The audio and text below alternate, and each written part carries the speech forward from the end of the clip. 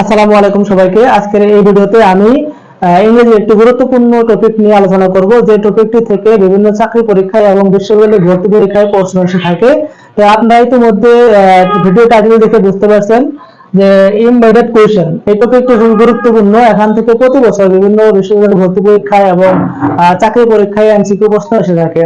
তো এটা আলোচনা করার আগে আপনাদের কাছে একটা ছোট্ট রিকোয়েস্ট, আপনারা যারা আমার চ্যানেল নতুন তারা অবশ্যই চ্যানেলটি সাবস্ক্রাইব করবেন এবং যারা অলরেডি সাবস্ক্রাইব করেছেন তাদেরকে অসংখ্য ধন্যবাদ। তো চলুন ক্লাসে ফিরে যাই দেরি না করে। ক্লাসের নাম হলো এমবেডেড কোয়েশ্চেন অনলি 3 স্ট্রাকচারস। মাত্র 3টা স্ট্রাকচার আমরা ফলো করলে এই টপিককে আমরা অতিক্রম করতে পারবো।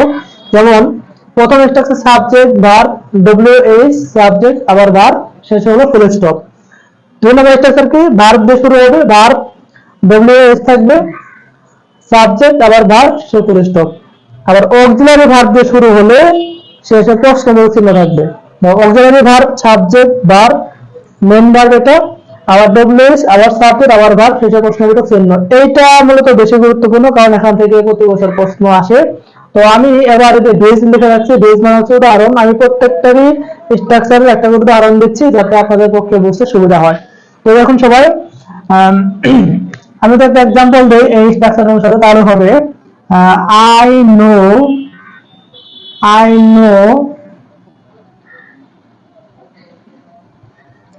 know where he lives. আমি জানি সে কোথায় থাকে। এই যে ডব্লিউএইচ আছে, তারপরে সাবজেক্ট ভার্ব শেষে ফুল স্টপ। এটা যদি tell me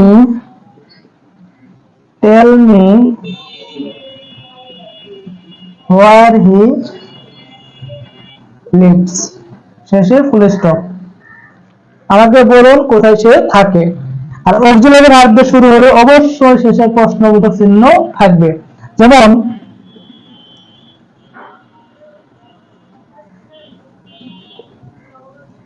do you know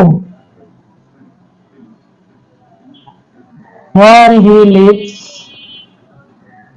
মানে আপনি কি জানেন সে কোথায় থাকে, বা তুমি কি জানো সে কোথায় থাকে।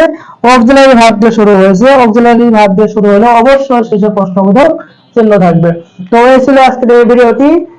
যদি ভালো লাগে থাকে তাহলে অবশ্যই একটি লাইক দিবেন, সাবস্ক্রাইব করবেন চ্যানেলটি এবং ভিডিওটি শেয়ার করে দিবেন। ধন্যবাদ সবাইকে। আসসালামু আলাইকুম।